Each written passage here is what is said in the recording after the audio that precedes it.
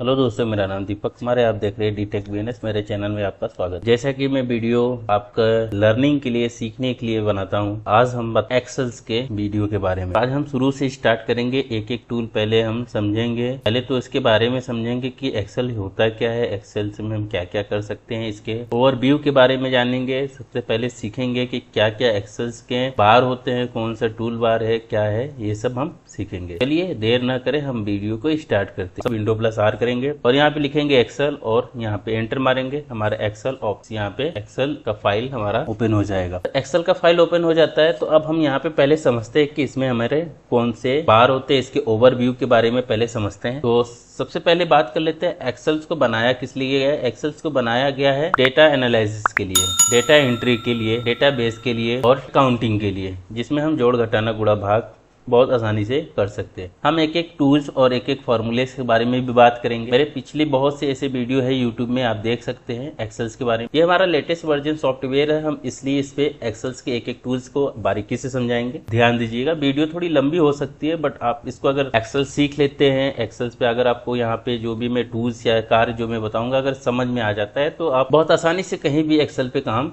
कर सकते। चलिए स्टार्ट करते हैं। तो सबसे पहले हमारा जो होता है यहाँ पे ऑटो सेव होता है। ये आपका मेल आईडी से लॉगिन रहेगा। यहाँ पे जैसे ही हम यहाँ ऑन करेंगे, आप अपने क्लाउड से लॉगिन कर सकते हैं। तो यहाँ से हम इसको ऑफ ही रखते हैं, अभी हम इसको ऑनलाइन नहीं करेंगे। ये फीचर सिर्फ नए वर्जन में आपको प्राप्त हो। इसको हम कहते हैं क्विक एक्सेस टूल बार। इस टूल्स के अंदर हमें जो भी टूल्स ऐड करना होता है क्विक एक्सेस काम करने के लिए, फास्ट काम करने के लिए, यहाँ पे हम क्लिक करके वो फाइल, वो टूल्स को ऐड कर सकते हैं। इसके बाद होता है यहाँ पे हमारा बुक 1 जहाँ लिखा हुआ है, इसको हम कहते हैं टाइटल बार। टाइटल बार में हम जब भी फाइल सेव करते हैं, यहाँ पे अभी बुक 1 आ रहा है, जिस फाइल को सेव करेंगे तो यहाँ पर उसका नाम लिख के आएगा। इसके बाद होता है हमारा ये सर्च बार। यहाँ पे हम क्या कर सकते हैं, किसी भी टूल्स को आराम से सर्च कर सकते हैं। माइक्रोसॉफ्ट का जो लेटेस्ट वर्जन आता है उसी में आपको ये सर्च ऑप्शंस मिलेंगे, पुराने वर्जन में नहीं मिलेंगे। तो कंपेयर कर लेंगे हमारे पुराने वीडियो देखकर। इसके बाद होता है आपका अकाउंट माइक्रोसॉफ्ट से अटैच होगा, लॉगिन रहेगा, तो यहाँ पे आपका मेल आईडी शो करेगा। यहाँ पे मेल आईडी को मैं ब्लर रख किया हूँ, इससे हमारी मेल आईडी जो मेल आईडी आपको शो न करे। आप अपने मेल आईडी से भी लॉगिन कर सकते हैं। इसके बाद होता है मिनिमाइज। के बाद आता है रिस्टोर डाउन, मतलब हम अगर मैक्सिमाइज, मिनिमाइज, रिस्टोर डाउन हम छोटा बड़ा कर सकते हैं। किस मोड में आपको रखना है, यहाँ पे क्लिक करेंगे तो आपको दिखाई देगा। इसके बाद होता है यहाँ पे क्लोज करने के लिए, यहाँ पे देखिए कर्सर लिख कर आप छोड़ देंगे तो यहाँ पर रखकर तो ऑटोमेटिकली नाम भी बता देगा। तो ये हमारा सॉफ्टवेयर को क्लोज करने के लिए होता है। इसके बाद आते हैं फाइल मेन्यू। फाइल मेन्यू है, होम मेन्यू है, इंसर्ट मेन्यू। तो इसको हम लोग मेन्यू कहते हैं या फिर टैब बार कहेंगे, ठीक है। इस मेन्यू के अंदर अलग अलग टूल होता है। यहाँ पे देखेंगे हम जिस मेन्यू पे क्लिक करेंगे उसके संबंधित उसका टूल्स खुल जा रहा है। इसके बाद आप देखेंगे, यहाँ से देखेंगे आप, यहाँ तक जो है, यहाँ से लेके यहाँ तक जो व्हाइट रंग की पट्टी दिखाई दे रही है, इसको हम लोग कहते हैं बार। रिबन बार से क्या होता है, रिबन बार में हम कोई भी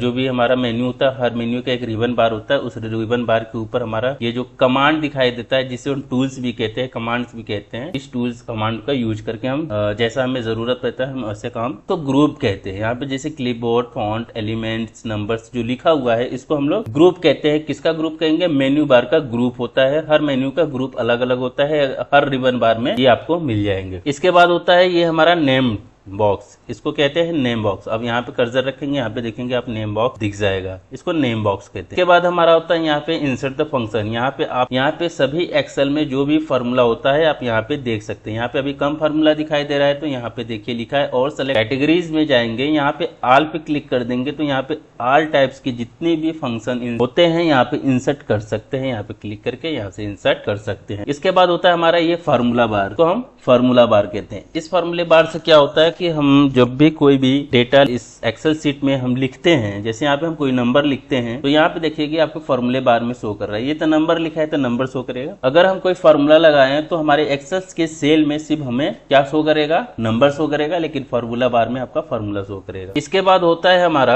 आप देखेंगे ABCD जो लिखा हुआ है, ये एक्सेल का कॉलम हेडिंग होता है। ये एक्सेल का कॉलम हेडिंग होता है। इस कॉलम हेडिंग से हम पहचान करते हैं कि हमारा ये कौन सा कॉलम है, और इसको हम रो हेडिंग कहते हैं। इस रो हेडिंग से क्या करते हैं, हम पहचान करते हैं रो की। अब बात कर लेते हैं, यहाँ पे आप देखेंगे ये जो हमारा कट हुआ पॉइंट बना हुआ है, इसको हम ऑल सेलेक्ट कहते हैं। जब इस पे क्लिक करते हैं तो हमारा सेल, हमारी जो पूरे सीट है उसको ऑटोमेटिकली सेलेक्ट कर लेता है, और हम यहाँ पे डेटा जो लिखे हैं डिलीट कर सकते हैं, या फिर कस्टमाइज कर सकते हैं, या फिर सेल को बड़ा छोटा कर सकते हैं। याद रखिएगा, सेल जब तक सेलेक्ट रहेगा तभी तक ये काम करेगा। इसके बाद होता है हमारा नीचे नेविगेशन बार, जिसको हम सीट के रूप में जानते हैं। जैसे यहाँ पे अगर हमें कोई सीट लेना होता है, यहाँ पे हम जैसे ही क्लिक करेंगे यहाँ पे देखोगे आप सीट ऐड कर सकते हैं। इसका शॉर्ट की शिफ्ट F11 होता है। यहाँ पे शिफ्ट F11 के साथ यूज करेंगे तब भी आप देखोगे यहाँ पे सीट ऑटोमेटिकली ऐड होता जाएगा। हम यहाँ पे सीट अनलिमिटेड सीट ले सकते हैं, इसकी कोई लिमिट नहीं होता है। आप 1000 2000 जितना भी आपको सीट लेना है ले सकते हैं। बेटर है कि एक ही सीट पे काम हो जाते तो इतना सीट लेने की जरूरत नहीं होती। ज्यादा 50 100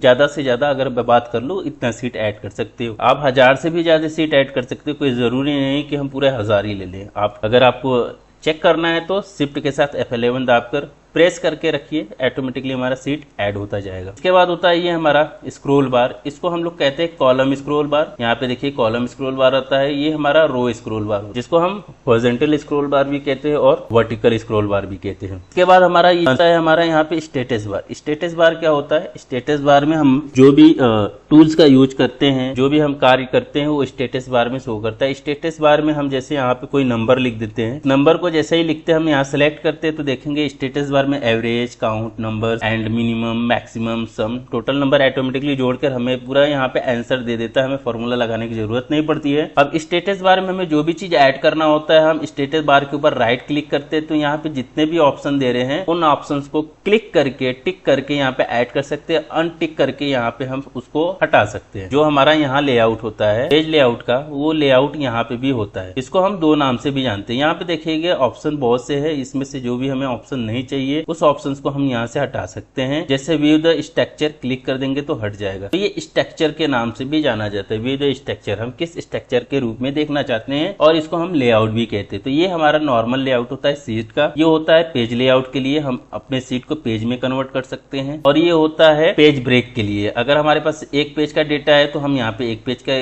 क्लिक करके ब्रेक करके हम सेट कर सकते हैं डेटा को, अपने पूरे एक्सेल सीट के पेज को आराम से सेट कर सकते हैं। इसके बाद आप देखेंगे यहाँ पे होता है जूम बार। हम यहाँ से पेज को जूम इन और जूम आउट भी कर सकते हैं। इसको हम ऐसे सेलेक्ट करके जूम इन जूम आउट दोनों आराम से यहाँ से कर सकते हैं। इसके बाद होता है यहाँ पे हमारा जो जूम का परसेंटेज होता है, यहाँ पे क्लिक करके हम सीट को कितने परसेंट तक जूम करना है, कितने परसेंट तक हमें यहाँ पे जूम आउट करना है, या फिर कस्टमाइज आप अपने से भी सेट कर सकते हैं। बाय डिफॉल्ट अगर देखा जाए तो 100 सेट होता ही है। इसके बाद होता है यहाँ पे हमारा देखिए एक पतली सी लाइन जो शो कर रही है, डॉट डॉट लाइन जो शो कर रही है, इसको हम लोग कहते हैं मार्जिन लाइन। पेज की मार्जिन लाइन होता है। इससे हम पता कर सकते हैं कि हमारा A4 साइज का जो पेज होता है प्रिंट करने के लिए ये कितना बड़ा साइज का है। तो आप देखोगे अब यहाँ से लेके अगर हम देखेंगे यहाँ से लेके यहाँ तक हमारा ये एक पेज का, तो ये हमारी मार्जिन लाइन ही तय करता है कि हमारा जो डेटा लिखा रहा है वो एक पेज में प्रिंट हो सकता है। तो ये मार्जिन लाइन से पता कर सकते हैं। बाकी सेटिंग के हिसाब से हम इसको लेआउट को बड़ा छोटा कर सकते हैं, वो हम आगे नेक्स्ट वीडियो में बताएंगे जब हम पेज लेआउट पढ़ेंगे। तो माउस के पॉइंटर भी इंक्लूड कर दे रहे हैं जिससे आपको बहुत आसानी से समझ में आ जाए। सबसे पहले अगर हम बात कर लेते हैं, यहाँ पे कुछ नंबर लिख देते हैं 1 और 2, यहाँ पे हम लिख देंगे 11, यहाँ पे 12 लिख देते हैं। चलिए इसको हम थोड़ा सा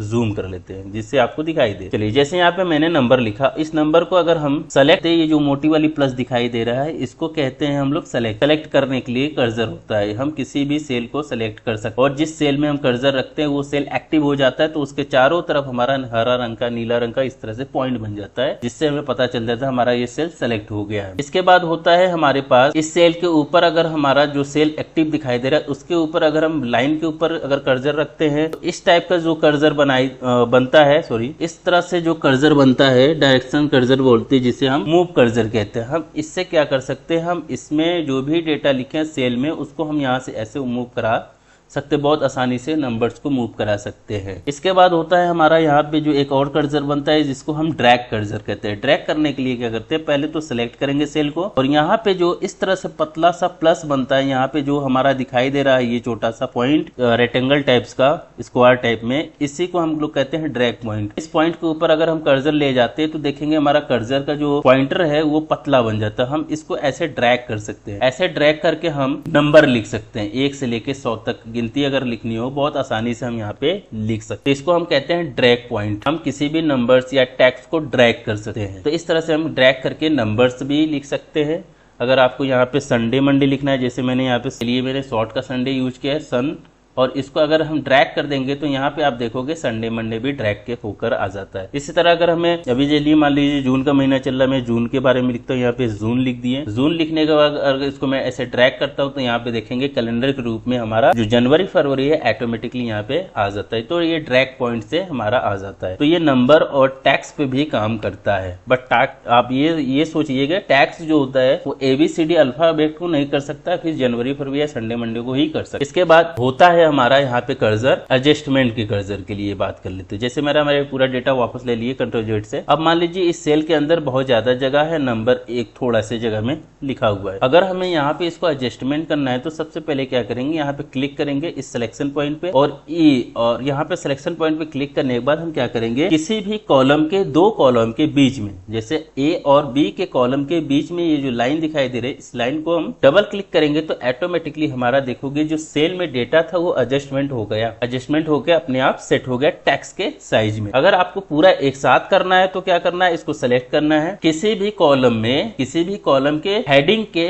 बीच में, यहाँ पे जो लाइन दिखाई दे रही है इसके बीच में अगर हम इसको ऐसे ड्रैग करते हैं तो देखोगे हमारा यहाँ का सारा सेल एक जैसा हो गया। वापस अगर क्लियर करना है, अगर बड़ा करना है तो हम क्या करेंगे, किसी भी कॉलम के बीच में क्लिक कर देंगे ऐसे, तो हमारा ये सेल भी ऑटोमेटिकली बड़ा हो जाएगा। तो हम एडजस्टमेंट के लिए बात कर रहे थे, तो हम यहाँ पे टेक्स्ट को A और B या फिर किसी भी या फिर EF के बीचों बीच जो हमारा ये कॉलम लाइन दिखाई दे रही है इस पर डबल क्लिक करेंगे, ऑटोमेटिकली हमारा सेलेक्ट हो जाएगा, एडजस्टमेंट हो जाता है। इसके बाद इसी तरह हम रो में भी कर सकते हैं और इसी तरह हम कॉलम में भी कर सकते हैं। अब बात करते हैं, मान लीजिए हमें रो भी हमारा कॉलम और रो दोनों को एक साथ सेलेक्ट करना है, तो यहाँ पे देखेंगे कॉलम को सेलेक्ट करने के लिए हमारा यहाँ पे डाउन एरो का चिन्ह बन रहा है। यहाँ पे देखिएगा ये जो हमारा है डाउन एरो का क्लिक है, और यहाँ पे भी देखोगे रो में भी राइट का एरो बन जाता है। तो हम यहाँ पे क्या करते हैं, अगर दोनों को सिलेक्ट करना है, किसी भी सेल को सिलेक्ट करना होता है, हम जैसे यहाँ पे यहाँ पे लेफ्ट एरो का यूज करते हैं और कंट्रोल प्रेस करके हम कॉलम को सिलेक्ट करना है तो कॉलम पे क्लिक करेंगे तो देखेंगे आपका रो और कॉलम दोनों सेलेक्ट हो गया। लीजिए हमें 1 से लेके 100 तक की गिनती को सिलेक्ट करना है, पूरे सेल को हम माउस के द्वारा इस तरह से ड्रैग करके भी सिलेक्ट कर सकते हैं। अगर हमें आपको डेटा को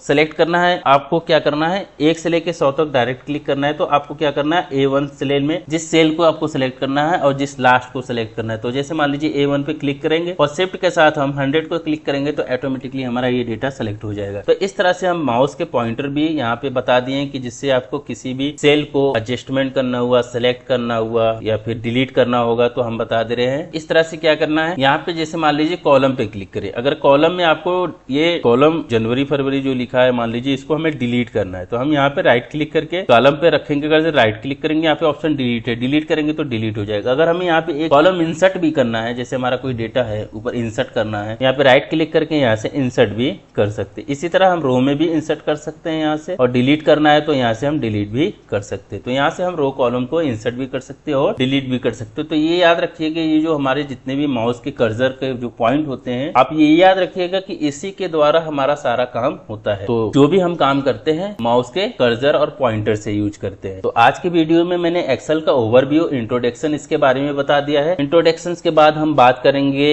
नेक्स्ट वीडियो में फाइल मेन्यू के बारे में। तब तक के लिए आज का वीडियो यहीं तक है। नमस्कार।